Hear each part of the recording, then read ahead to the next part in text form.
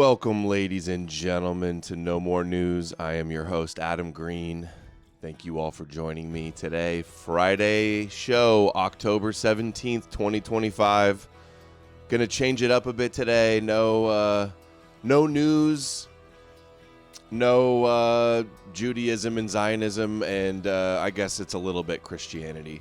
But gonna be discussing science before Jesus. Talking about some of the amazing feats of engineering and technology and building and architecture of the ancient world before Christianity. We often hear Christians or even rabbis say that, like, our civilization is built on Judeo-Christianity.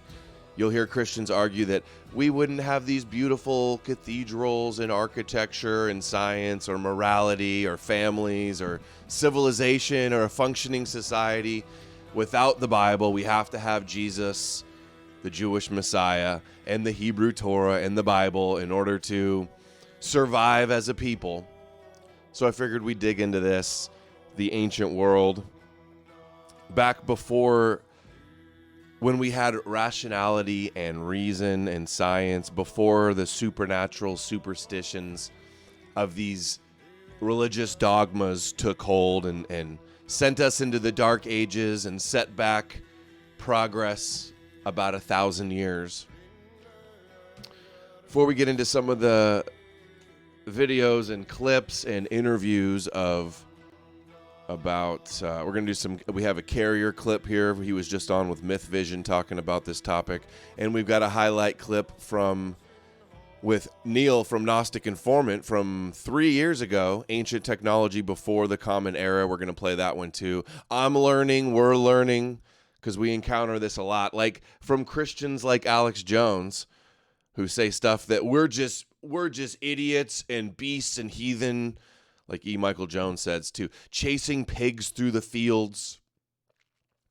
Well, the Roman Empire and the Southern European world was so far advanced and would have continued advancing if not for Christianity and the shackles of the mind that it put on people. And it distracted everybody from, instead of focusing on like sciences and reality, it's got people running circles and mental gymnastics to do Christian apologetics, or literally an obstacle to advancement in science because you think it's demonic or satanic or is going to disprove the Bible, contradicting the authority and the power of the church. So how many times have you guys heard something like this in the comments or from Christians, degrading Western civilization, trying to give all the credit for the accomplishments of Europe and Western civilization and other empires and civilizations, that we were all stupid idiots and damned for hell because we didn't have Jesus? How many times have you guys heard this one? And we are here promoting a Americana Renaissance Christian revolution to be Christ-like. The most successful settlements in Africa are where blacks have adopted Christianity. Incredibly so. You go to Africa, you get black people to become Christian and actually follow it, they're just as successful as European. Europeans were living in caves and huts and killing each other till they got Christianity, just like Africans. We acted just... living in caves and huts. Europeans were just like sub-Saharan Africa until we had Jesus. And they'll be just like us if they have Jesus. Completely preposterous. This is degrading. This is very degrading. It's anti-European, anti-white to say these things. And it is true. I'll grant, like Northern Europe, we're living in harsh climates with crazy winters, just basically trying to survive. It was a different type of civilization than the South, Southern Europe. But nonetheless, Rome, which became the the Holy Roman Empire and adopted Christianity, were doing just fine. Actually doing better in a lot of ways. Their aqueducts, we'll get into it. The bathing. Europeans were living in caves and huts and killing each other till they got Christianity, just like Africans. We acted just like Africans today. You can go, look at those savages. Well, we were, till we got Jesus. Savages till we had Jesus. Yeah, the smearing of pagans. Online, you'll see, oh, you pagans dancing around trees and sacrificing children and all this stuff. You'd be heathen, savage barbarians if it weren't for the Jews to bring Jesus to you. Right? How many times have we heard that? We're going to see about that. Number one, before Christianity, marvels of engineering, like the Pantheon, which I saw. The Romans built the world's largest unreinforced concrete dome in history. The Pantheon is one of the best preserved monuments of ancient Rome, highlighting Roman engineering prowess. First, the engineers had to build a solid base, a 6-meter thick double wall in the shape of a rotunda. To prevent sinking and enhance solidity, a series of relieving arches and 8 massive pillars are built inside. Before pouring the 43-meter diameter concrete ceiling, craftsmen meticulously assembled a wooden framework. After completing the lower support, I can't tell you how many times they'll just say, oh, like Dark Ages, look at this church. Look at this church that was built. That's always after the Dark Ages, too. And the Colossus of Crete. Yeah, I'll check that out. Nothing in the Bible, by the way. No science in the Bible. No mathematics. No divine understanding of technology or the world. No advice on how to build things like this. And then to try to credit the Christianity and Jesus for all the accomplishments that man made, that we made.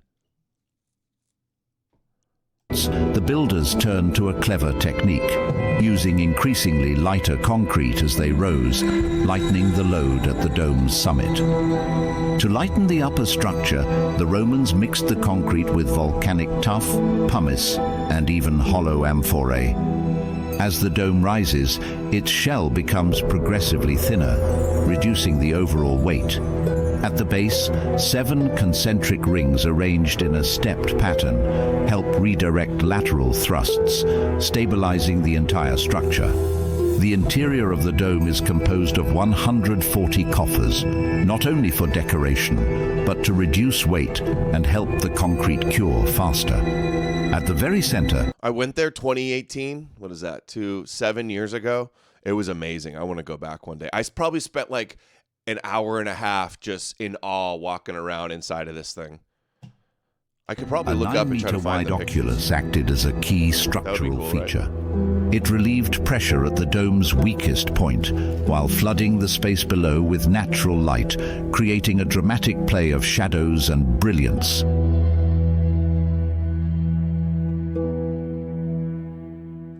Okay. Now look at this. Alex Jones, Europeans were just living in huts and caves and we're just like Africans in their mud huts. Look at this ingenuity of this tool, this crane, this ancient crane.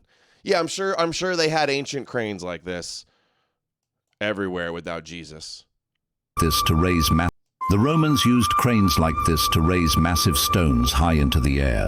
A tall wooden mast, sometimes over 10 meters, was firmly anchored into the ground. The central mast was held steady by 4 anchor points. By pulling on the ropes attached to them, workers could tilt the crane to the exact angle they needed. Workers hold the stone using a rope that passed through a pulley at the base, then another at the top of the mast, before dropping down to the block. Each pulley multiplies... No pulley science in the Bible. No, none of this stuff. The Bible wasn't aware of bacteria or diseases. It thought diseases and mental illness were being possessed by demons. ...force. So a single worker could lift a 200-kilo stone... Didn't know the earth was a globe either. ...meters off the ground. They figured out before Christianity was specially cut into each block to fit a set of metal wedges. A locking pin secured the wedges, and a metal ring was attached, allowing the crane to lift the stone cleanly from the center.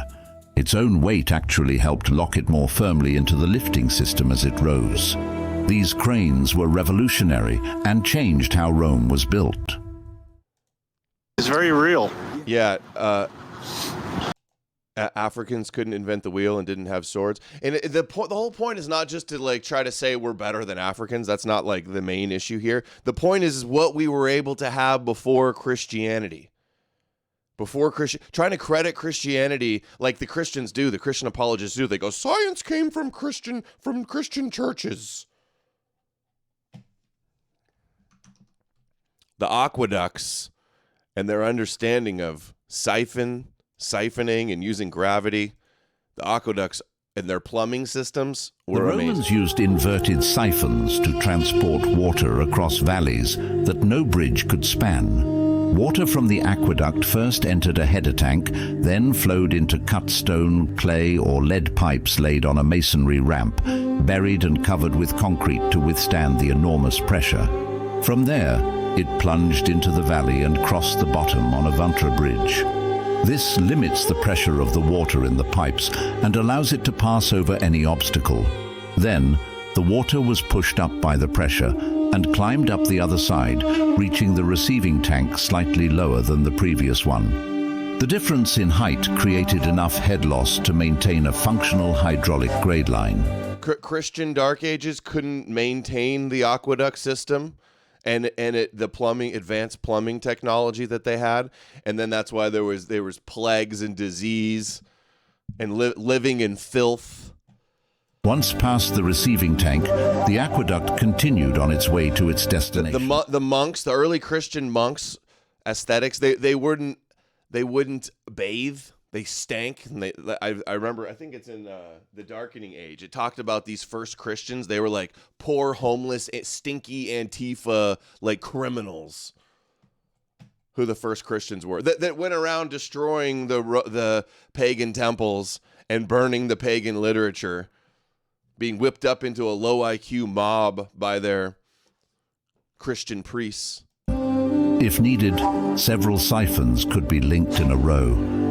With a bold mix of pressure, gravity, and engineering, the Romans made water flow anywhere. The Helepolis was the largest siege tower of the ancient... Okay, we'll do that one later. Here we go. Here's more of the Romans' water distribution. The Romans used a basin called the Castellum Divisorium to distribute water in their cities. Built on the city's highest ground, it received water straight from the aqueduct. At its entrance, a movable grid kept out intruders while filtering large debris. Inside, the water passed through a strainer in a first basin before being split into several tanks at different heights. The central tank is the lowest, and thus served first because it was the one that fed the public fountains. The second lowest was for the thermal baths, and finally the highest for the private houses. Then the water was redistributed throughout the city via a network of lead, wood, or terracotta pipes. Some castella even flushed excess water into the sewers through vertical shafts, a clever way to clean the drains and prevent foul smells and disease. Finally, a system of sluice gates made the castellum a true regulator, controlling the flow of water. The Roman... For months. Look at this. Here's a picture I took of the Colosseum. The underground of the Colosseum. Lasting 2,000 years later. Incredible. Okay. One more engineering. We're going to get to the carrier clip here in a second. Roman aqueducts. But how did Roman aqueducts work? Roman aqueducts were an engineering masterpiece used to transport fresh water to the cities. First, a water source had to be found higher than the destination, thanks particularly to the army. Trump's going to build an arch like this. Chose the best route by determining the slope required for water to be transported by gravity. Most of the aqueduct ran underground, through channels lined with hydraulic mortar and punctuated by vertical drops to relieve pressure. Along the way, the water passed through settling tanks that removed sediment and impurities. To get through the hills and mountains, the Romans used a mining technique consisting of digging a vertical shaft every 30 meters. This mud huts before Jesus, Alex Jones. And Christians? Enabled them to work faster with a team in each shaft and to check alignment using plumb lines. To cross valleys, a bridge was built on which the aqueduct rests.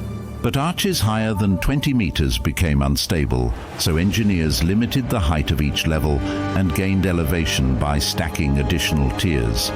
In deeper valleys, they used a brilliant solution, the inverted siphon, a sealed pipe system that carried water down and back up using gravity and pressure alone. To control and maintain the flow, they used sluice gates, special valves that could divert water, regulate pressure, isolate sections for repair, or distribute flow to different branches. To further purify the water, the Romans used large settling basins, usually located near the source and/or just before the aqueduct entered. $10. Europeans weren't savages before Jesus. We were pragmatic. We did what we could with what we had. Right.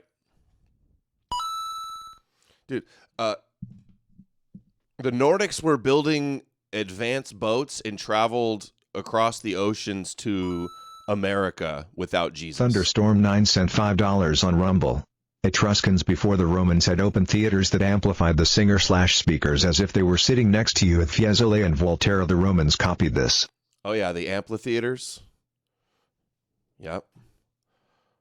The city. Where they had their plays and their speeches and their philosophers, all before Christianity. Once in the city, the water entered a distribution tank called the Castellum Divisorium, then was distributed via a network of pipes. The aqueducts were so well engineered that some are still in use today.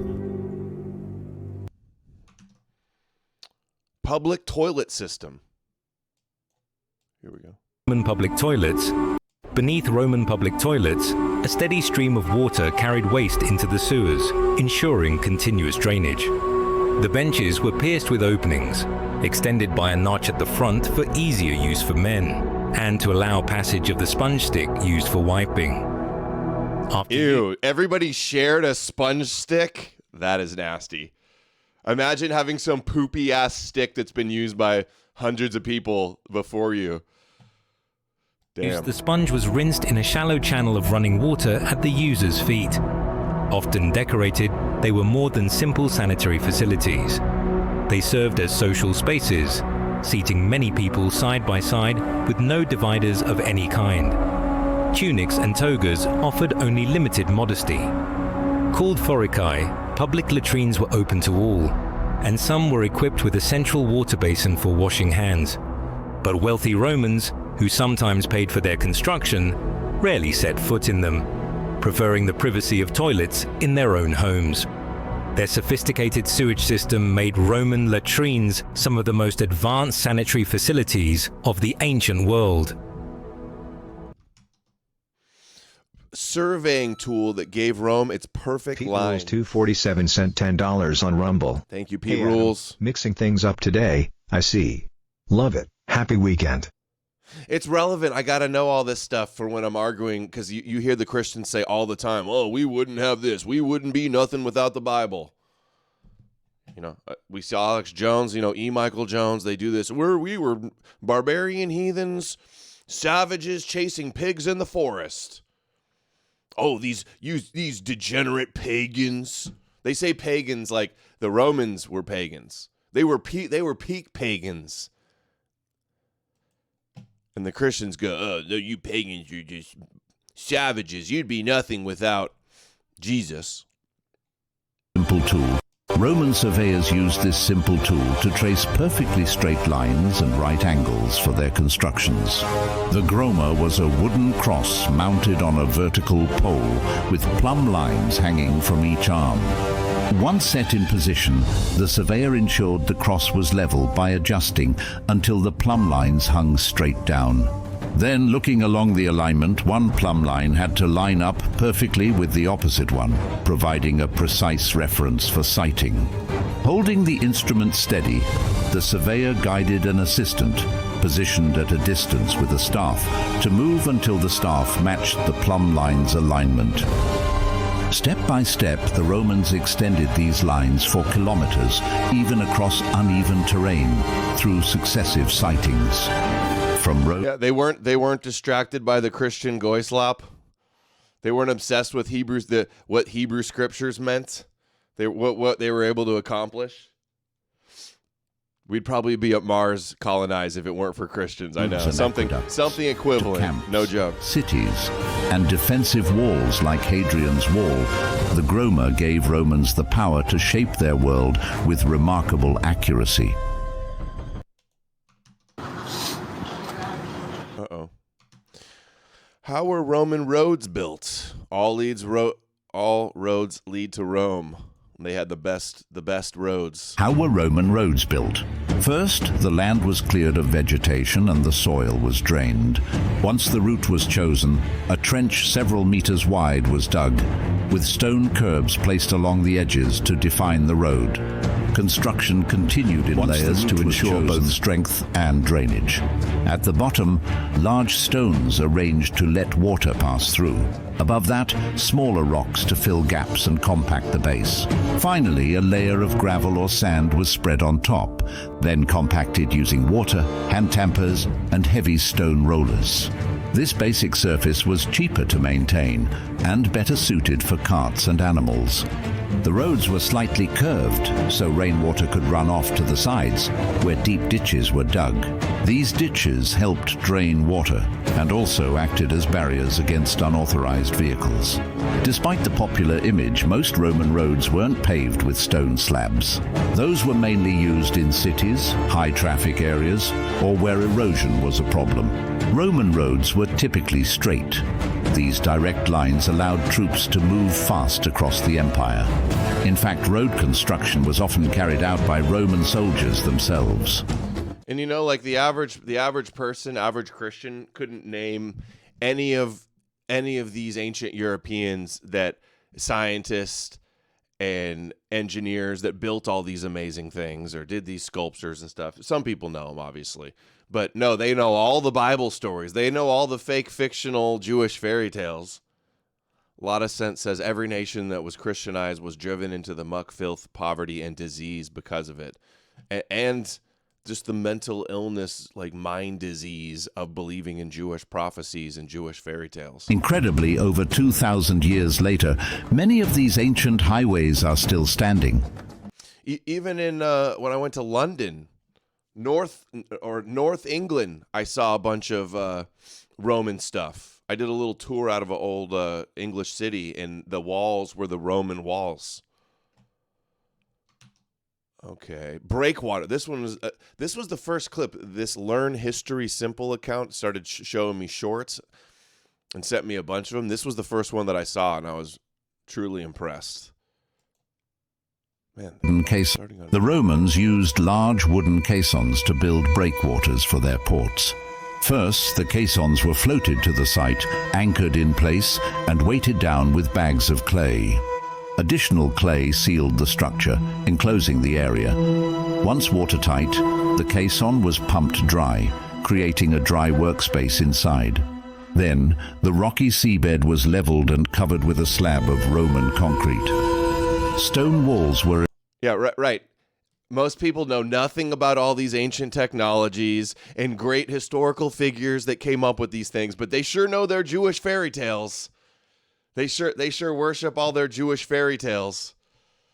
Erected on this foundation, with concrete filling the interior.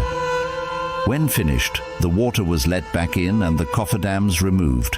The Romans simply had to repeat this process in order to extend the breakwater. Thanks to this method, they built true vertical walls that rose above sea level and were strong enough to withstand the force of the waves. It enabled them to construct harbors that endured for centuries and sustained the maritime expansion of the empire. The boatman said that once we passed... What we need to go back to. Okay, so now here's the clip. Need more Amalek's clip that kind of triggered this whole show. That and just seeing... Hold on, what is this? In South Africa, our legal system is based on Roman law. Shout out South Africa, Lisa Lazuli In South Africa, our legal system is based on Roman law, contract, and law of succession. They had courts in Rome. Who needed Mosaic law? No laws and morals and societies. With that, all of us, it bothers me too. We hear the rabbis and the Christians and the Ben Shapiros all the time. Oh, Western civilization is all Judeo-Christian. You'd have no West if it weren't for the Jews and their Judeo-Christian traditions, right? How many times have they said that? I think these people really believe it too. But here's the clip from the latest from Myth Vision and Dr. Richard Carrier about scientific knowledge in the Roman Empire. Welcome back. Haven't watched it yet, but Need More Amalek was praising it. Welcome back. We're dealing with the Dark Ages. Dr. Richard Carrier, you've written on this. You have a book about ancient science. You're a historian. You know a bit about the ancient Greek and Roman world and have actually written on this material. There is just a sweep into the issue. Nil, Gnostic informant, has engaged online, argued with others, Tim O'Neill, you name it. Those who deny using language of Dark Ages, or even might even deny there ever was a Dark Age. Right, yeah. There's a growing trend even amongst academics that want to soften the language. And there are many who go, no. Christians literally played a role in devaluing the ancient sciences, all sorts of stuff, causing us to go down a spiral that led into a Dark Age. So the first question I have, and then take us into still... Uh-oh. What is the debate? What are they trying to do? And why are they wrong? What are the Dark Ages? And then take us into... Yeah, so the phrase was originally coined by Petrarch, and his reaction, because he was basically a scholar of literature. And so he was looking at all the ancient literature that's available to him and all the medieval literature that's available to him. And he's writing 14th century, I think, something like that. And he's noticing that the medieval literature is shitty. It's sparser, it's really more primitive, it's not as sophisticated and brilliant as the stuff. So he sees it as a decline in literature, literary quality. He's looking at it aesthetically. It's also the histories are worse and fewer, the quality of history is worse and fewer. So he's saying what happened? You had this great glorious age of production of great literature, really accurate, detailed histories, a lot of sophisticated stuff. And then you have all this kind of sort of poor copies of it, right, for hundreds of years until his own day. Then stuff starts picking up again. It's what happened in that period. So him is that's the Dark Ages. He did not mean anything more than that. Now later people picked up the phrase and sort of piling on, noticing more things fit this model. So during the same period, we're talking roughly 500 to 1000 AD, right? So there's different datings, 400, 900, 500, 1000, whatever, but it's in there. Also, we're talking about the West. We're talking about Europe. We're not talking about Byzantium, which is the Eastern Roman Empire. Different story, what happened there. But in the Western half, in the European half, the scholars who use the phrase Dark Ages talk about the fact that we have less access to what was going on there. The documentation is more fabulous, less accurate, less quantified. We start to get good quantification and good literature after 1000, right? So the Dark Ages does not mean the whole Middle Ages, right? It's just this one phase after the total collapse of the Roman Empire in the West and what you would call what's called the High Middle Ages. And the High Middle Ages start roughly around 1000 AD, give or take. After that, things start to get better. But you can look at so many metrics, not just literature, science, technology, industry, economy, urbanization, population size. You can just go over and over, productivity, everything. The Dark Ages were a tremendous dip, a catastrophic drop in all of these metrics, all at the same time, which can't be a coincidence, right? So something happened, it was pretty dark. And so what will happen is, so we know what happened. There's no doubt that this happened. Look at this verse, okay? Literally by design. Look at this. 1 Corinthians 1:19, Paul says, "For it is written, I will destroy the wisdom of the wise. The intelligence of the intelligent I will frustrate," which is just another midrashic citation of Isaiah 29. Where is the wise person? Where is the teacher of the law? Where is the philosopher of this age? Has not God made foolish the wisdom of this world? They're anti-worldly wisdom and understanding. They're for religious dogma and ignorance. And the supernatural and the superstition. Elevating up Jewish mythologies over the real world, reality, rationality, reason.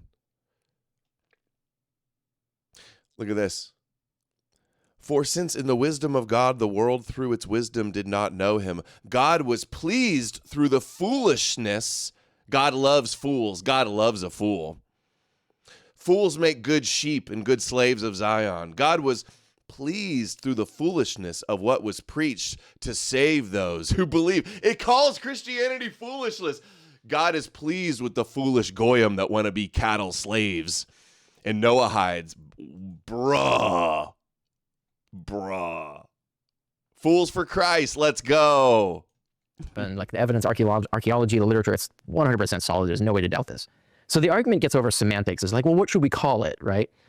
And Dark Ages seems completely suitable to me, like in the sense, like, yeah, we lost a bunch of stuff. There's a huge decline, and that includes informational decline. So our informational access is gone. A good example is like the number of inscriptions. So like the amount of inscriptions that we have to reconstruct Roman history is massive. Like it's hard to even explain how massive the epigraphic trend was in the Roman Empire. Tons and tons of epigraphy that we can work from.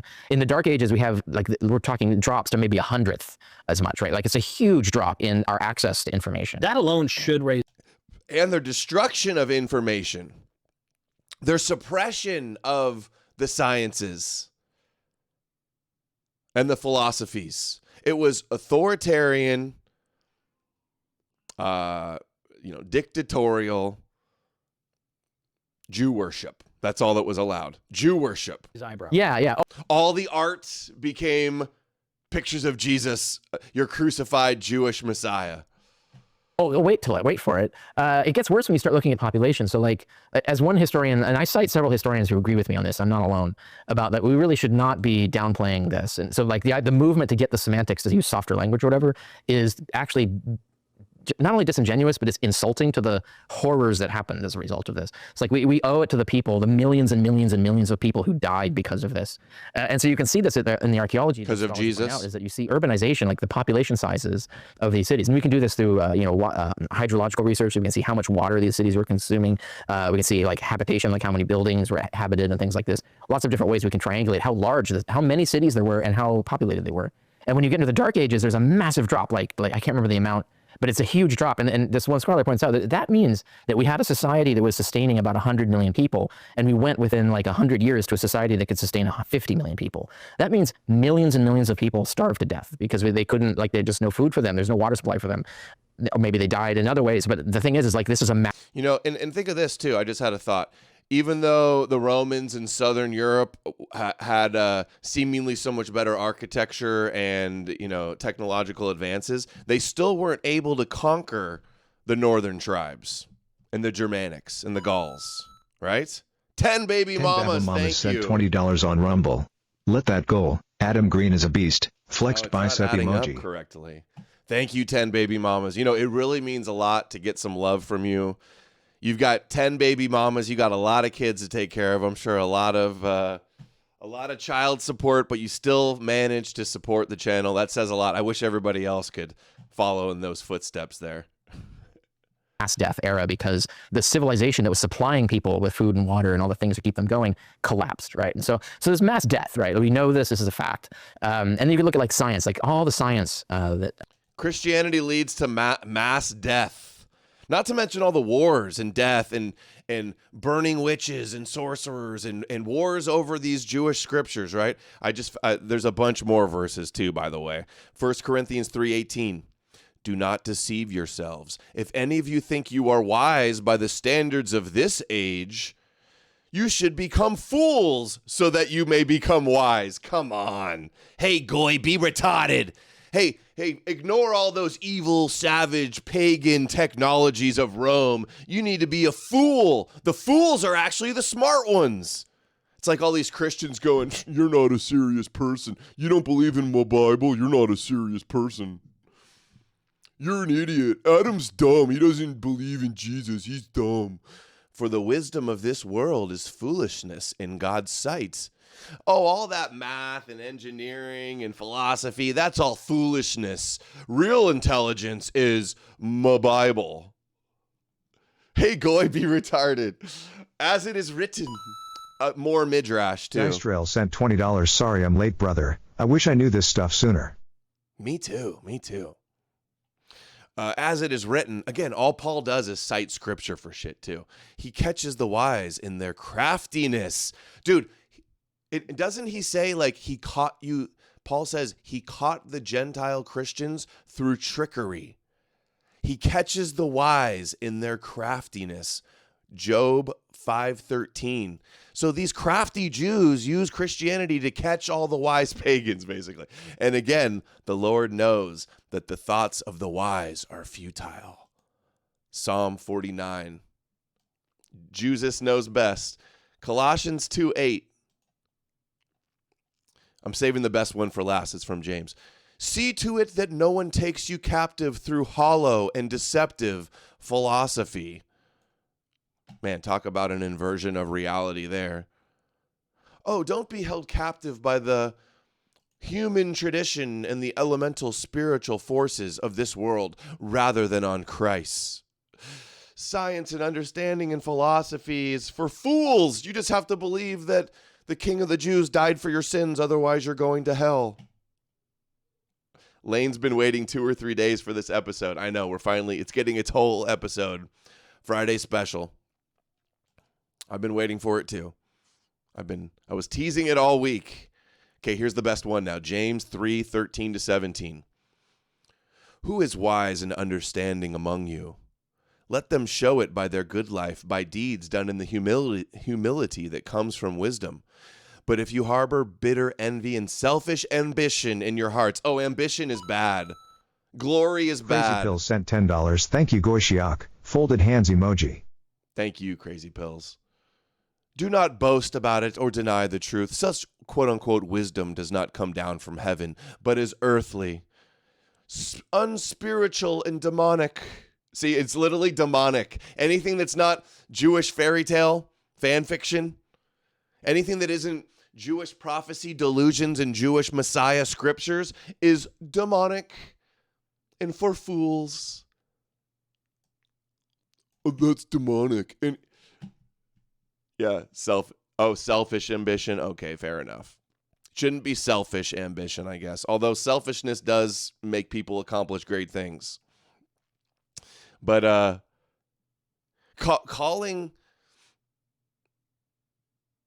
Hold on. For when you have envy and selfish ambition, there you find disorder and envy, evil practice. But the wisdom that comes from heaven is first of all pure. The wisdom that comes from Jews is pure. Says Yaakov, James, the just, the observant Jew.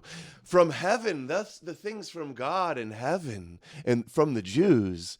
That is all good and pure and true wisdom, but that pagan scientific understanding and philosophy is evil and demonic. Peace-loving, considerate, submissive, full of mercy and good fruit, impartial and sincere.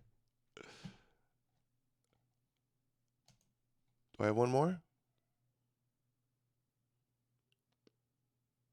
No, we already did that one. That's the best one. I will destroy the wisdom of the wise. Has not God made foolish the wisdom of the world? Collapsed, right? And so there's mass death, right? We know this is a fact. And then you can look at like science, like all the science that the Romans and Greeks and Romans achieved, almost all of that was forgotten. It had to be reinvented after the Dark Ages. Or And what do Christians say now? They say, space is satanic, a satanic Jewish lie. Evolution is its fake Jewish science. Right? That's what they'll say. Demonic. It's all demonic and satanic. I have a clip literally I'll find it, of Zerka saying that. What do I got to search to find it? Flat Earth, maybe? I'll search Flat Earth and find it. Gravity is the devil. And then you can look at like science, like all the science. Oh, sorry. Hold on. Anonymous, thank you. $5 Etruscans are the Roman predecessors. Etruscans were Thracians according to plethora of evidence. The highest Etruscan god was a carbon copy of a Thracian deity. The Roman Colosseum was a Thracian invention. Arena is as Thracian as it can get. Interesting. Thank you. Just no food for them. There's no water supply for them. Maybe they died in other ways, but the thing is like this is a mass death era because the civilization that was supplying people with food and water and all the things to keep them going collapsed, right? And so there's mass death, right? We know this is a fact. And then you can look at like science, like all the science that the Romans and Greeks and Romans achieved, almost all of that was forgotten. It had to be reinvented after the Dark Ages. Or rediscovered, because some of the stuff survived in the Eastern Roman Empire. And some of it, the Arabic Muslims capitalized in their golden age. Yes, they survived stuff as well. They had a renaissance that got quashed. Yeah. Thank you, Names sent namesake. $5 on Rumble. Christianity is spiritual Marxism/slave morality trying to destroy and bring down the aristocratic glory and strength of pagan Europe. True. Hey, Genetics Matter just got banned. Otherwise, I'd go. I know in that huge thread of memes he did, there was the good pagan memes that showed the difference between the pagan and the Christian values. I just saw it and covered it on the show the other day. I think he got banned because of that thread, possibly. Maybe it was the Happy Merchant memes. I know you're asking for censorship when you use those offensive and insulting caricatures, of course, that we always disavow. But Vrilzer also got banned too. Liam got banned again. These Christians are always mass flagging our shit, shutting it down like they tried to shut down all the wisdom and science and philosophy and cast us into the dark ages for Jewish fairy tales. Dude, Dude, Johan nice. sent $10. Thank you, Johan. I'm donating 10 shekels for your dear old mom who doesn't know her baby boy is an internet heretic. Smiley face emoji. Mommy issues. Yeah, no, we're almost everybody in the chat probably was raised Christian, I would guess. Most 90-80% raised Christian. I would guess that. It's something the Arabic Muslims capitalized in their golden age. Yes, they survived stuff as well. They had a Renaissance that got quashed. Yeah.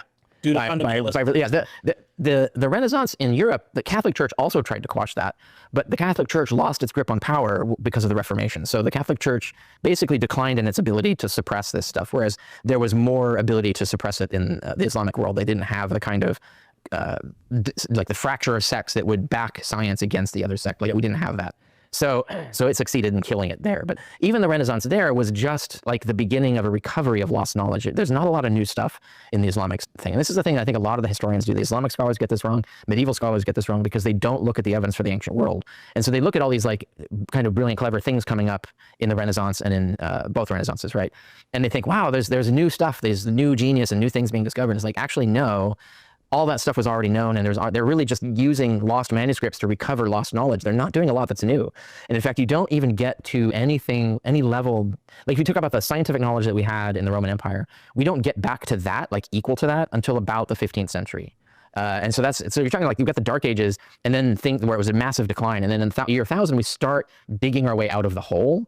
But it still took 500 years to get back to where we started, right? So the Dark Ages is kind of like the hole that we fell into. And then the High Middle Ages was crawling out of that hole. And then, the High Renaissance and early modern era we say the High Renaissance is when we finally like get back. And then the modern era that's finally we're getting ahead. We're building. What were major causes based on your research? Yeah, I'll get into that. Let me hit a few other data points. Okay. So I talked about cities. Another one is there's two things. So shipwrecks. Okay, so the counting shipwrecks, that tells you how much trade there was. So this corroborates this story I'm telling, right? So if you look at shipwrecks from the Roman Empire versus the Dark Ages, massive decline, which means the amount of trade was massive decline. So you have massively fewer ships sailing with products. Economic decline. Yeah. So so that's another example. You could look at other things. You compare, for instance, the encyclopedists like Celsus from the 1st century, Pliny, and then you look at like Isidore and these Dark Ages encyclopedists, and they look like morons by comparison. Like they're full of like fanciful, ridiculous things. They barely understand the stuff that they're repeating. So like the decline and even the understanding of the transmitted knowledge is profound. Like it's really just a collapse,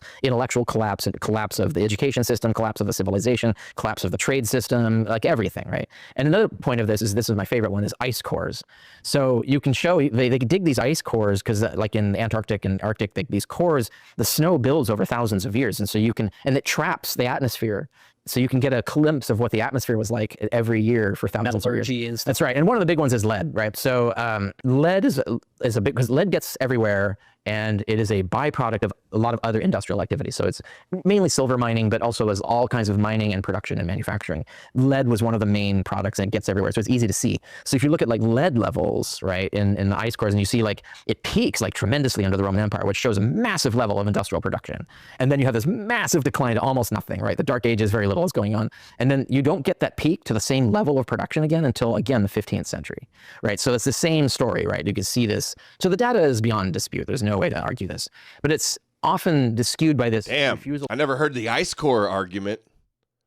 Great interview with Carrier. Yeah, I hadn't watched the whole thing yet. I plan on it.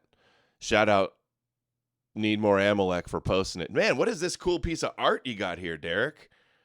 broken vase or realize something? how advanced Vase? things were in the Roman Empire, right? So it's usually there's an attempt to sort of downplay that, like, oh, they weren't really as advanced. Oh, they weren't really, their industry wasn't really that great. Oh, they didn't really have that many scientific inventions, which is all false because it's easily refuted. And that's in my book, The Scientist in the Early Roman Empire. I give all the data and scholarship you need to show that that's just not the case. Yes, you do.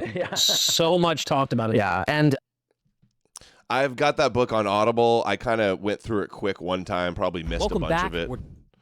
All right. Now here's top 8 ancient Roman technologies. One more video, and then we're going to get into ancient technology before the Common Era, a highlight from 3 years ago when he was on with Neil. Let's check that. We'll check that. Yes, the satanic flat earthers. What do you think the point of it being round is then? Well, it's clearly an attack on the first page of Genesis. If the Genesis is saying there's a firmament dome, see, and they're saying, nah, bro, it's a sphere, they're really saying that holy book is bullshit. There's dinosaurs before you, bro. That holy book is bullshit. So you think it all has to do with religion? That's why they're saying not religion, just the cross. Think about what we deal with just in the internet, just like in having an opinion that you don't think you're on a spinning ball. One of the most non-offensive opinions you can have in the world. So simple, so non-offensive, so beautiful, so trusting in the Bible, literal, but yet everybody mocks you. See, denying reality, denying science, denying the shape of the earth, denying evolution, all because it contradicts the Bible. They call it satanic. They claim people's understanding of the world is attack on Christianity, so they suppress it. That's why they hide the flat earth. They want you just to think you're a globe floating around in space, nothing special about you. You were an accident. When God intentionally put us here, he intentionally created us, and he loves us, and he made us just like them. So that is what I have to say about that. That is why I lean towards more flat earth than I do round earth. Also, I haven't seen it. I don't trust anything I don't see anymore. If I haven't seen it myself, I don't believe it. It's a lie, because everything that they've told me is a lie. That's why. See, this is what the Bible does to people. Okay, hold on, let's find now. I know. Oh, Thunderstorm, thank you. Thunderstorm 9 sent $5 on Rumble. One of God Apollo mantras is everything in moderation. Goddess Hell table in Helheim was plenty for those who died in sickness. According to Christianity, this is evil. But you really believe the Earth's flat? Yes. Why the earth is because, Bradley, you've never in your life seen a picture. Okay, I know there's one where it says evolution. Maybe if I search evolution, medieval torture and imprisonment techniques, that's a good idea. I will search that. Yeah, what they would do, how they would torture. They were very creative in ingenuity to create torture devices to torture all the scientists. Here, I found the clip where they say evolution is demonic and satanic. Zerka again. Zerka, Cocaine Crusader, Zerka bringing us all the hits. But this does illustrate the type of Christ brain religious mindset towards science and technology. The last common ancestor for the theory of evolution, the ape is named Lucy, right? The last common ancestor that we... So evolution is satanic? In anthropology, absolutely. Evolution is satanic. Absolutely. I hear the Christians go, Darwin was a Jewish conspiracy to cover up Genesis. The Jews want you to believe in Genesis?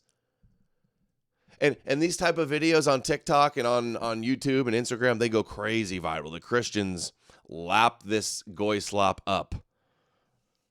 Absolutely satanic. I'm not even sure if Zerka really believes this or not. I think he might be just doing a bit, acting like a stupid Christ brain. Common ancestor that we... So evolution is satanic? In anthropology, absolutely. Charles Darwin's a Satanist, right? Absolutely. I was a little bit late on that. I studied anthropology in college, and evolution, I loved it. It was actually the hardest thing I had to let go of when I came to Christ. But then I really did my research, and it's so stupid. You have to let it go when you believe in the magical Jewish superhero that's born of a virgin and walked on water. You gotta give up the real world. Even if it's hard, Zerka is grifting 100%. Dude, if he is, he's a genius, and I envy him. If he got rich off playing a cocaine crusader, flat earther, duping all these idiots, my hat's off to him. When I came to Christ, But then Anonymous sent $5. One of the most famous prophecies is about the city on the seven hills being destroyed. Rome, yeah. Everyone assume it's Rome in Italy. It's not. It will be Constantinople, current-day Istanbul, and past-day capital of Eastern Roman Empire. I don't agree. I think it's the seven hills of Rome. It's either he's really smart or really stupid. I think he's smart and playing 4D chess, honestly. Right. Hail Zerka. I was a little bit late on that. I Zerka, you're drowning.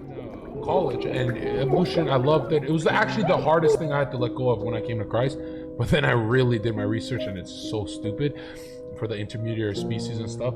He's like, I watched a lot of podcasts. I watched some Christian creationist apologists. And it's so stupid. Bible, though, so smart. Worldly wisdom, foolish. He's just like a good Christian. Worldly wisdom, foolish. Jewish wisdom, genius. Stupid for the intermediary species and stuff. Like adaptation exists. Dinamsk sent $5 on Rumble. Yet these types of Christians also believe that there are significant differences amongst the races. How is that possible without evolution? Yeah, I've heard people say, why did God invent these people? Caden13 sent $5 on Rumble. It was the Sasanians of the 5th century, not the Muslims or Byzantines, who preserved ancient knowledge. Byzantines banned libraries while the Sasanians built the libraries of Gunshaper and Nisibis. Thank you. Adam's biblical knowledge could make him a great Christian grifter. Maybe one day. We'll see one day. Hail Zerka is the account that posted this. Yeah, an epic troll from Zerka? I think so. For the intermediary species and stuff. Like adaptation exists, animals changing, but going from whale to land mammal, there's millions of intermediary species missing there. Never been found. Just like a wolf and a dog. Like when people are like, you can breed dogs with other dogs. Fucking retard. But now look at this. Last common ancestor named Lucy. Vatican telescope that looks at the stars, the planetarium telescope that no one's allowed to go in, it's called Lucifer. They're literally named it Lucifer. So last common ancestor is Lucifer. Everything ties back to the Bible. It's actually crazy. Boom. Hail Zerka. I found a video on Christian torture devices too. They're concrete. Everybody's heard a lot. There's been a lot of talk about how the ancient Roman concrete had a special ingredients where it could heal itself if it was damaged, and it still lasts. Catholic telescope being named Lucifer. Lucifer means light bringer. Telescopes bring in the light from the stars. That would be my guess. I took a picture with Mark Collette in front of this. This was in York, England.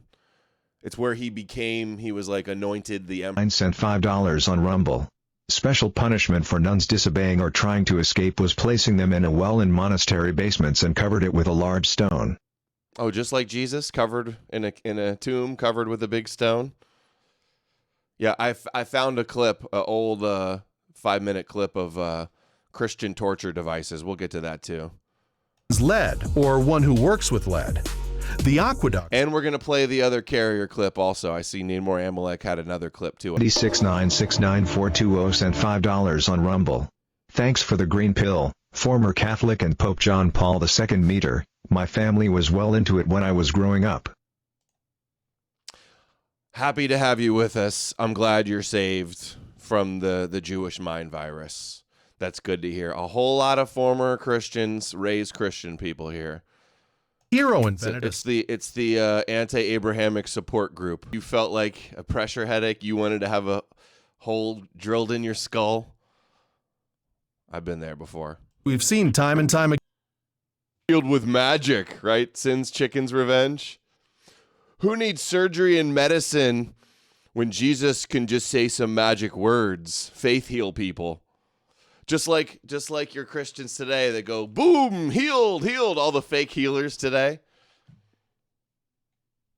Or all the faith healers that won't take modern medicine or go to a hospital because they'd rather pray to Jesus. That was it. Okay, before we get to this, let's do the clip I missed from Need More Amalek. A little more from Carrier here.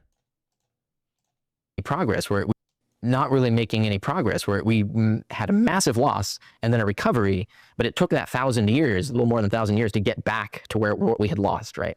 So that was a huge pause button. Can you imagine, like, had that not happened, we'd be right now. Anonymous sent $5. History doesn't repeat, but it does rhyme.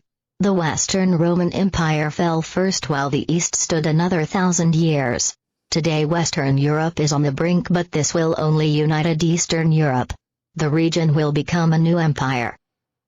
Well, I'm not betting on the West to fall so the East can be the new empire. The West falling sounds like anti-Edom stuff. Oof. Awkward pause. Can you imagine, like, had that not happened, we'd be right now, you and I would be 1,000 years more advanced scientifically, technologically, economically, and so on. So can you imagine what that would be like? So we lost that because of this. So it was really apocalyptic in that sense. Even if it like took 100 years for the whole collapse to occur, so that people aren't directly seeing how it's not like a nuclear war or a virus or something that, you know, like all the post-apocalyptic movies that we have. The decline took about 100 years. It wasn't like one generation, right? But it's still, the decline happened. It was massive. In the East, the decline also happened. It just it wasn't as catastrophic. So it wasn't a cliff.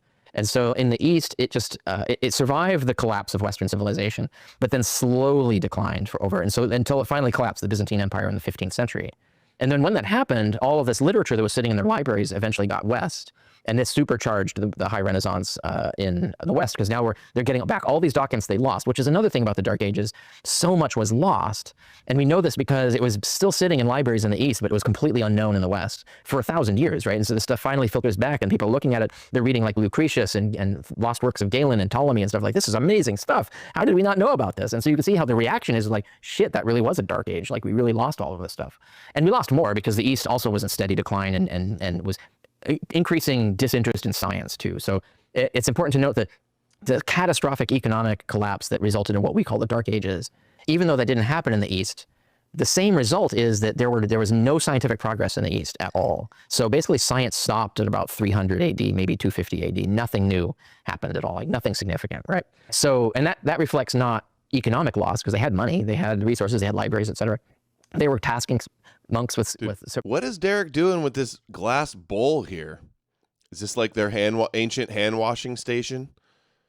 Like Gladiator washes his hands in the bowl? Preserving things. But they weren't using it. They weren't building on it. They lost interest in science. And why that is a whole other story that I do tell in my book, The Scientist and the Early Roman Empire. So, you know, I'm thinking of Julian the Apostate in the early 4th century, roughly. Early to mid 4th century. And his cries from these ancient texts that are like just begging, you know, like, look at what's going on. These Christians are coming in and they're really ruining our culture and how much we were up here. Damn, Bigfoot sent $5 on Rumble. Why didn't Jesus or any other prophet tell their followers to sail west to the Americas? All-knowing God didn't know about a massive land mass? Nope, no clue. No clue about anything that they didn't know at the time. He's like, you're even seeing it all happen already. Yeah, it's and of course you start to see that with the more like violent hostility too. Like Hypatia gets literally mass murdered, murdered by a mass of Christians over this.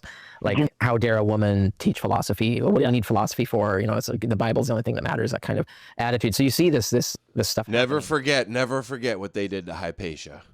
Never forget what those the mob of satanic, demonic, evil Jewish Christians did to our Hypatia. Thank you, Alabama. This sort of rage. We got a dance recital, a Halloween dance recital this weekend at some Halloween carnival. I've been looking forward to it. Ghostbusters. My little one's going to be dancing to Ghostbusters for Halloween. And hostility against the old world and science and things like that. But it's not just like those were the extremists, right? Yeah. There were exceptions. There were intellectuals who at least respected knowledge and the old knowledge and stuff, but they lost the values that are necessary for moving the ball down the field. So, and I talk about this, I give examples and cite scholarship on this in my book on The Scientist and the Early Roman Empire, which is that they lost empiricism. So empiricism is the view that evidence trumps authority. So the Christian culture flipped that. It's the Bible and religious authorities trump evidence.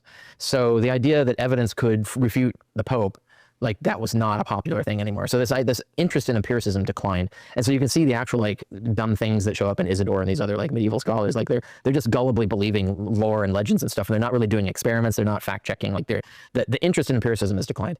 Curiosity is also being attacked. And so this is when there have been a lot of studies of the value of curiosity over time that show that curiosity was a denigrated value. It was dangerous to be curious during the Christian era. So like curiosity. Yeah, Christians are taught that like asking questions or having skepticism or having doubts in your faith is a sin, and it's Satan whispering in your ear. Such trash. Inverted our European values. True, need more Amalek. And so like start asking questions about like, well, what if we cut into the human body to see how it works?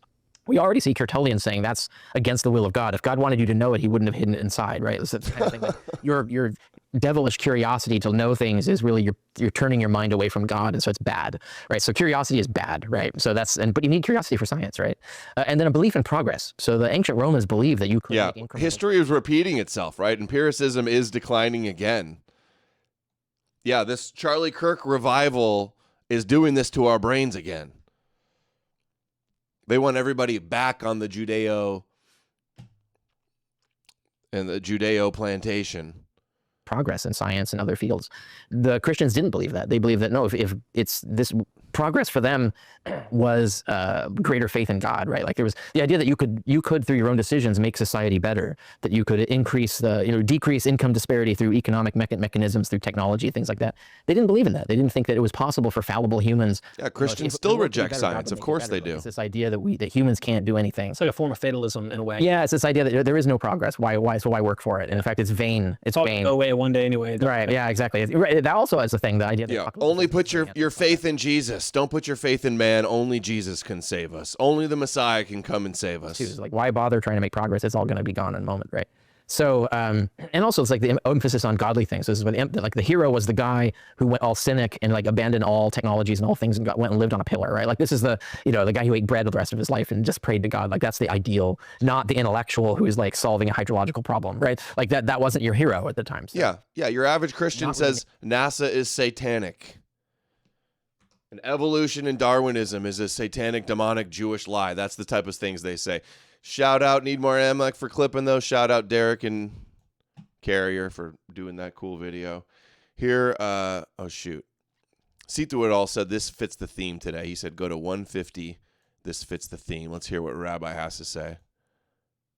Of course remains, why did God do this? Why did God remove wisdom or chokhmah from the world for hundreds and hundreds of years? So fundamentally, what I really feel is true, because without doing that, Christianity would never have survived. If God didn't remove wisdom and intelligence and discernment from the world, Christianity would have never survived. True, very true, Rabbi. No lies detected there. I can't wait to see where this is going. Survived. Because Christianity, when it's confronted with philosophy and with logic and with science, begins to disappear. Because but Judaism doesn't?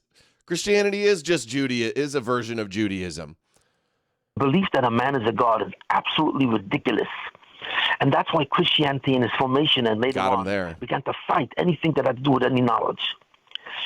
Christianity fought philosophy and logic and any of these chokhmas. It fought science.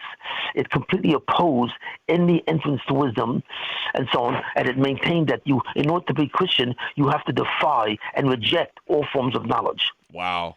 And the reason is fundamentally very simple. That if God did not provide the dark ages where people no longer learn... Rabbi is BTFOing the Christians right now. I'm sorry. But he obviously... He's throwing stones in his glass house because the Torah and Judaism is all just, in my view, just as fake and stupid as Christianity. Christianity is just an extension of that. Really, Christianity would not have survived, because later on, when this future of wisdom comes to the world in the period of the Enlightenment and the scientific revolution, which I will speak about later, Christianity began to fold up. It began to dissolve. Anonymous sent $5. The elite suffer from one problem, and that's the idea that they gain and retain control of anything. The irony of everything is they're pushing the world to an event, and that would be the end of Judeo-Matrix forever. They got to keep everybody dumb, ignorant, illiterate, distracted by mythologies and kosher conspiracies and delusions. Right, right, biodigital goblin. Religion of the poor and the ignorant. Yeah, Lane, videos like this should go viral instead of the fake rabbi videos saying their God is Lucifer. Revolution, which I will speak about later, Christianity began to fold up. It began to dissolve. It began to disappear. No, Harrison, this is stupid. This is what Cope's Christians say. Science today thinks men can be women. No, it doesn't. No, it doesn't. That's liberals trying to push their agenda. That's not science. Science says there's biologically two genders. All of the liberals are attacking the evolutionary biologist Richard Dawkins, the most famous atheist in the world, Richard Dawkins, because he says that there's two genders. Science says there's two genders, actually, not that a man can be a woman. Wrong. Because Christianity, in its fundamental beliefs, defies logic. It defies any aspect of truth. It doesn't make sense. But Christianity was able to hold sway over the entire world because nobody knew anything, right? It's only when mankind is completely ignorant of basic wisdom that Christianity has the possibility of surviving. And God had wanted Christianity to survive, to convert Christianity to the belief in God. So even though it included the belief in Jesus, but that's what God wanted because that's what was replaced Judaism, and that was the exile of the Mashiach. So therefore, Jesus is the Moshiach in exile, like it says in Lamentations 4. The Jews in exile under the shadow of the Anointed One. The purpose of the Dark Ages was to allow Christianity to survive and to become the dominant religion in the West. And in that way, they completely they included the sovereignty of all of mankind. And when Charlemagne and future... I got you, Harrison. I know. I didn't expect Harrison would be a Christian kvetching in the comments. He says he agrees what I said, but they do try to push fake science. Absolutely. All different sides try to push fake science. Something isn't like scientifically sound just because somebody calls it science. Or if somebody puts on a lab coat, it doesn't mean what they're saying is, something that's true. Gender social sciences included the sovereignty of all of mankind. And when Charlemagne and future kings became Holy Roman emperors, they not only had the theocratic or the theological power over the world, they also had the political. So all the kings of Europe became Christian. Christianity, in order to become powerful, in order to truly succeed, can only succeed under an environment of absolute ignorance, which gives total sovereignty to the power of the Christian church to dominate the people of Europe. And therefore, that became the fundamental basis of anti-Semitism and the real sovereignty of Esav over the Jewish people. So we see gradually, for the last 700 years, how Christianity started to weaken, become weak, and began to, in certain ways, disappear. And what is the purpose of all this? The purpose of all this is because the Yemoshe Mashiach is going out of Golus. That's right. What you are actually observing by the slow death of Christianity, you are out of exile, weakening it and making it totally neutral in power.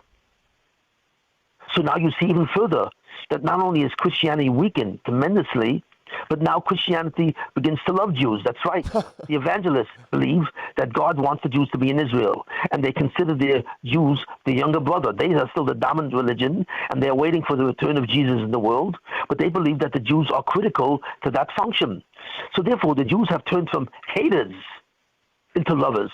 But they love us as a younger brother, that we are wrong because we don't accept is now succeed, right?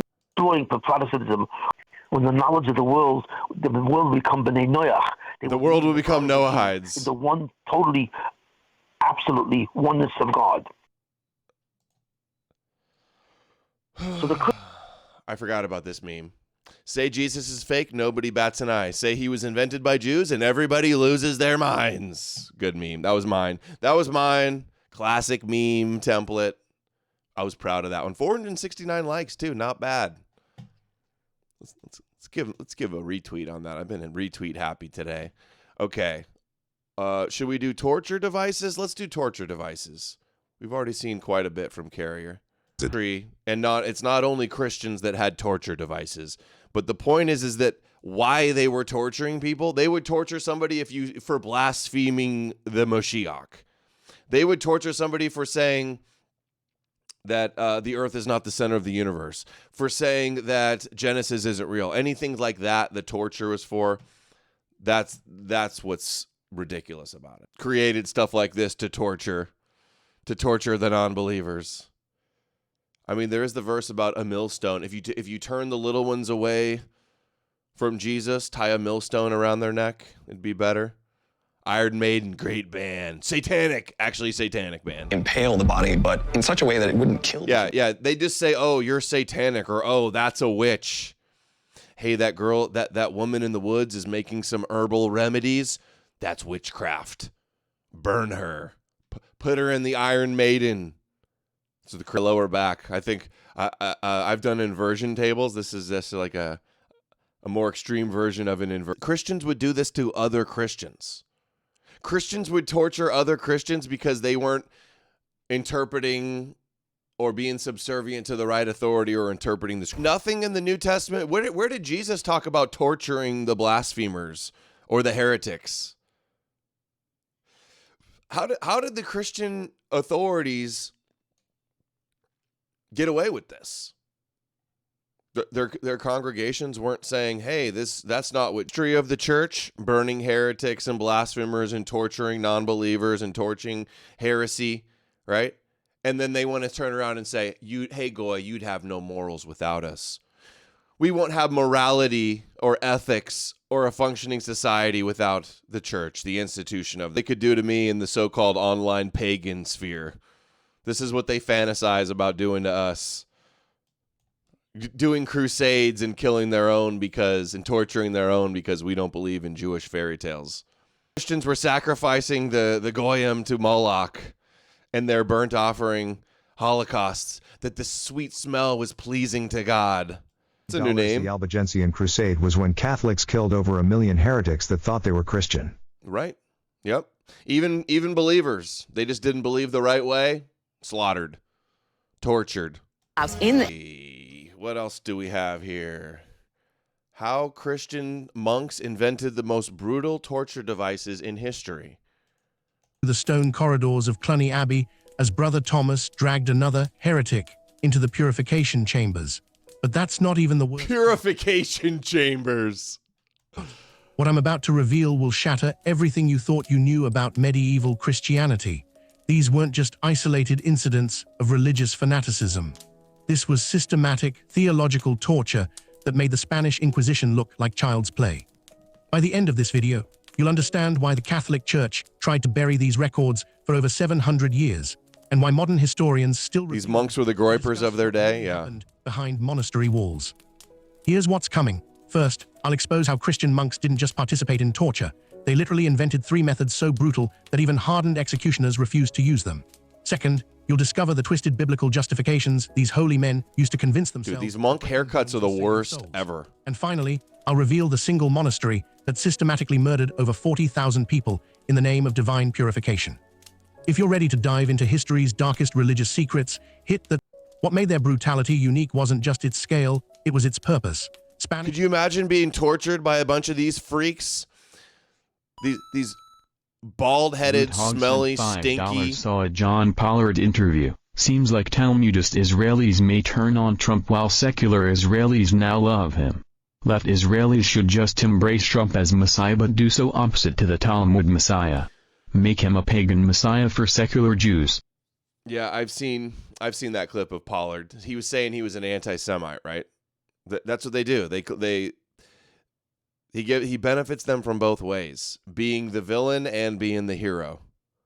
They chanted Christ is king while they tortured these people. They're like, every knee will bow, pagan.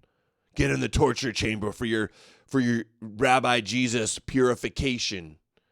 Dude, imagine just like being like, hey, I don't know, guys. I don't really believe in these Jewish books.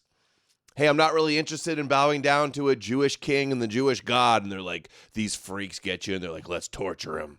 Inquisitors tortured for confessions, medieval kings tortured for information, but these monks, they tortured for purification. They genuinely believed that by breaking your body, they were saving your eternal soul. And the most chilling part, they kept meticulous records. Every method, every victim, every theological justification was carefully documented because they were proud of their work. They thought they were serving God. What you're about to hear comes directly from those records, documents the church has spent centuries trying to suppress, starting with the disciplined masters and their chambers of mortification. Witchy woman! We love our witches. Witchy woman 22 sent $20 on Rumble. Have a fun weekend. Thanks for your dedication and insight. Thank you, Witchy Woman. That's a new name. Appreciate you. You guys are awesome today. I'm enjoying my Friday show. My daughter's going to be a witch. My oldest daughter's going to be a witch for Halloween. Cutest witch ever. She says she wants to be an evil witch, too. Christians can seethe about that. Imagine walking into what looks like a medieval workshop, but instead of tools for building, you see instruments designed specifically for breaking the human spirit. Welcome to the mortification chambers of St. Denis Abbey, where monks turned self-torture into an art form. In 1205, an art form. Thank you, Witchy Woman. You have a good weekend, too. Appreciate you guys. Abbot Suger of St. Denis created what he called chambers of divine correction, underground rooms where monks would practice mortification of the flesh. But here's where it gets twisted. These weren't just for self-punishment anymore. The monks had discovered something horrifying. They were getting addicted to the pain. Brother Benedict's journal, discovered in the Abbey walls. Yeah, they would self-flagellation. Describes the process in disturbing detail. They'd torture themselves too. Presence most clearly when Brother Mark applied the discipline to my back. The pain cleansed my soul of earthly desires. I can see why our Lord suffered so beautifully. The discipline Benedict mentions wasn't just flagellation. The St. Denis monks had invented 3 techniques that would make your stomach turn. First was the crown of contrition, an iron band tightened around the skull until it cracked. Second was soul binding. Victims were suspended by their wrists for days while monks read scripture. And third, the most sadistic of all, divine communion. I can't even describe this one in detail. Crusaders will watch something like this and be like, based Crusaders, we need to bring this back for the heretics, for the Satanists. Moving pieces of flesh, while the victim was forced to recite prayers. But here's what nobody tells you about the disciplined masters. They weren't just torturing themselves anymore. By 1220, these chambers were being used on stubborn penitents, local villagers who couldn't pay their tithes, women accused of witchcraft, anyone who questioned church authority. The Abbey records show that between 1220 and 1240, over 800 people entered those chambers. Only 94 came out alive. You might think this was just one corrupted abbey, but archaeological evidence suggests similar chambers existed in at least 37 monasteries across France and Germany. The monks were sharing techniques, improving methods, treating human suffering like a sacred science. Brother Mark's later writings reveal the true horror. We have perfected the art of purification. No soul can resist divine correction when properly applied. Even the most hardened heretic weeps for God's mercy by the 3rd day. The evil atrocities people commit based on these Jewish myths is just unbelievable. Self-torture was just practice for what came next, because these monks were about to create a theological justification that would unleash 2 centuries of religious terror. In 1247, a brilliant but twisted mind was about to change religious torture forever. Abbot Malachi of Mellifont Abbey didn't just want to hurt heretics, he wanted to save their souls through suffering, and he had the biblical scholarship to prove it was God's will. Malachi's Manual of Sacred Correction became the most dangerous religious text ever written. This wasn't just a torture manual, it was a 200-page theological masterpiece that used scripture to justify every conceivable act of brutality. And here's the terrifying part, it actually made sense to medieval minds. God of love argument was diabolically clever. Malachi pointed to Christ's suffering on the cross and asked, stigma in the black community, Gilead. They did a good job portraying those crazy monks in Game of Thrones. Yeah, they did. All those memes about conquistadors purifying the Americas. $5 on Rumble. All those memes about conquistadors purifying the Americas, yet humans were being slaughtered in Europe for Christendom. His own son to endure agony for humanity's salvation, wouldn't inflicting similar suffering on heretics help save their souls. Pain, he argued, was the fastest path to divine remains. Just as gold is purified in fire, 2 weeks Malachi ago. wrote, so must the heretic's flesh be purified through divine correction. Their screams are prayers they cannot yet speak with words. We are merely God's instruments, helping them find their voices. But here's what nobody tells you about the purification They do this evil doctrine. thinking that they're It gave good. monks permission to torture with a clean conscience. Suddenly, every act of sadism became an act of mercy. Breaking someone's fingers, you were helping them understand Christ's nail wounds, waterboarding. You were baptizing their corrupted souls. The manual provided specific biblical justifications for each torture method. Burning with hot irons was supported by Deuteronomy 32:22. Bone-breaking referenced Psalm 51:8. Even sexual torture found justification in passages about mortifying the flesh. Within a decade, copies of Malachi's manual had spread to over 50 monasteries. Each abbey began developing its own specialized corrections based on local heresies. The Cistercians perfected techniques for purifying women accused of adultery. The Benedictines created specific tortures for money changers who charged interest. Brother Patrick's letter to Abbot Malachi in 1253 reveals the doctrine's true impact. Your theological insights have revolutionized our work. Yesterday, a merchant confessed his usury after only 6 hours of purification. His gratitude was beautiful to witness. He thanked us through his tears, saying he finally understood God's love. The most chilling aspect: the monks genuinely believed they were performing acts of divine mercy. They saw themselves as spiritual surgeons, cutting away sin to save souls. Pain wasn't punishment, it was medicine. Don't click away yet. And look at where they get these Bible verses too. Exodus 22, thou shalt not suffer a witch to live.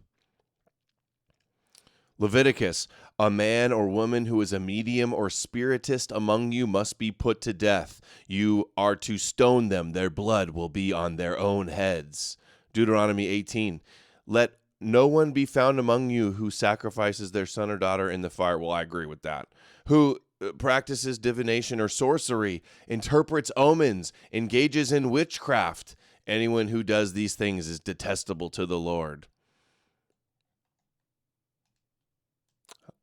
How many European women were killed by Christian Jew worshippers because they were accused them of being witches?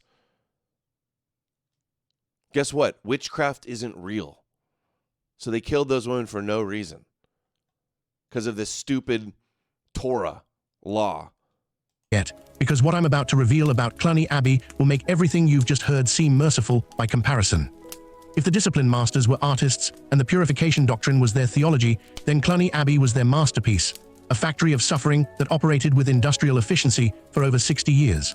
Built in 1088, Cluny was the largest monastery in the Christian world, but what tourists don't see today are the underground This video is too slow. Let's do a little bit more. Christian torture devices. This is an old history channel. Let's see this. Causes significant pain. A few torture devices seem to go beyond ordinary tools of pain and suffering. Perhaps the most dreadful instrument of such debauchery was the pear. 30 from Glubwub, thank you. This video feels very fitting for this stream. Cheers. Let's see it. Esoteric Guardian. Let me see if I can turn this up. What if the god worshipped by billions today was originally just one among many desert deities, later transformed through political and theological shifts into the supreme being we know? The true identity of Yahweh. Okay, hold on. I'm going to have to skip this and see if I can play it again. I try to turn the volume up. Let's replay this and see if it goes. Oh my God, that was loud. Glubwub sent $30. This video feels very fitting for this stream. Cheers. Louder.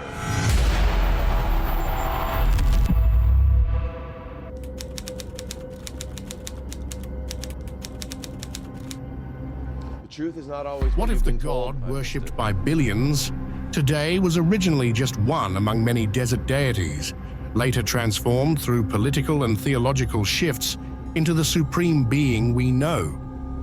The true identity of Yahweh, the God of the Bible, is far more complex than most realize. From ancient inscriptions to hidden connections with Mesopotamian gods, like Enlil and Enki, his origins might not be as unique as we've been led to believe. Could Yahweh be an evolution of older gods? Or is there something even more mysterious behind his rise to supremacy? Stick around until the end to uncover how Yahweh's transformation reshaped entire civilizations, and why his true identity might challenge everything you thought you knew about religion. Yeah, sorry if I burst your guys' ears. We imagine the all-powerful God of the Bible, the creator of heaven and earth, the guiding force behind the people of Israel. But what if I told you that this God might have had a much more humble past? Archaeological research and ancient texts reveal that Yahweh was not always the supreme figure we recognize today. One of the earliest historical records of Yahweh can be found in the famous Misha Stele, a stone inscription dating back to around 840 BCE. In it, King Misha of Moab claims to have defeated Israel and captured sacred objects belonging to Yahweh, regarding him as just another god among many. This discovery suggests that at the time, Yahweh was not the universal and singular deity, but rather a local god, worshipped by a specific group of people. Another intriguing discovery comes from Egypt, where an inscription found in the ancient temple of Soleb mentions the Shasu of Yahweh, a nomadic Semitic group that worshipped this god while roaming the deserts of Canaan. The Egyptians described the Shasu as wandering desert tribes, leading some scholars to theorize that Yahweh was originally a desert god, worshipped by nomadic tribes before being adopted by the Israelites. Could it be that Yahweh was, in his earliest days, simply the god of a nomadic and warrior people? Scholars Dude, this AI video is like a little repetitive. Yahweh may have been part of the Canaanite. I've only got another 15 minutes, so I'm going to have to skip this. If anybody wants to, hold on. The storm god, and El, the supreme deity. Skip this. Let me skip In this context, Yahweh may have started as a minor nature god associated with storms and volcanoes. Okay, thank you for that. Who sent that in? That video is the true identity of Yahweh. Oh my God, breach. sorry guys. Send $20 that poop sponge bar. The Great Pyramid still can't be replicated. That guy Jason from Arche, you had on earlier this year is... Oh yeah, Archaics talks about ancient archaeology. I bet he does. I bet he knows a lot about that. Really interesting guy. That video is the true identity of Yahweh. Who do Christians really worship? 8 months ago from Esoteric Guardian. Thanks for sharing that, Glub. Thanks for the big dono there. We got to finish this other video before I got to wrap it here in another 10 minutes. But that was a good one. And yes, Yahweh is a fake god, not even original, obviously. The Hebrew tribal war god of the Canaanites that the Jews. Humble. Gal 3:16 Paul argues that since God's covenant is with Abraham and his seed, not seeds, it means Christ, not descendants. We know. But Gen 17-7 clarifies for all their generations, obviously plural. Yeah, I know a lot of people disagree that Paul did say that. It's true that Paul wrote that, but does that make sense? How about we'll take it a step further? I don't give a fuck about what some prophecy about David's seeds is going to be.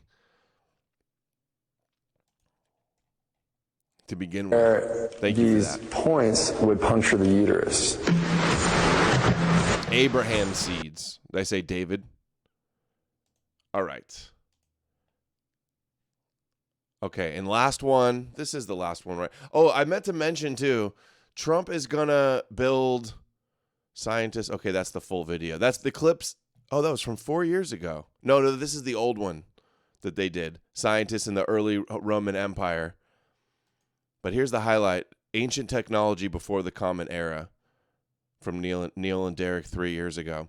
Donald Trump is going to build an arch just like the Arch of Titus in Rome for the 250-year anniversary of America. Trump's going to build a big arch. Like the Roman Emperor of Edom, Trump's going to build his own arch.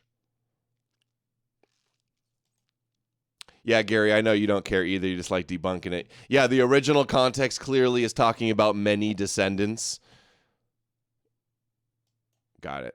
The most advanced technology was the computer. They had micro-geared powered computers at the time. Yes, so we found one of these, actually. There's a lot of literature, like the Greeks and Romans talk about these machines.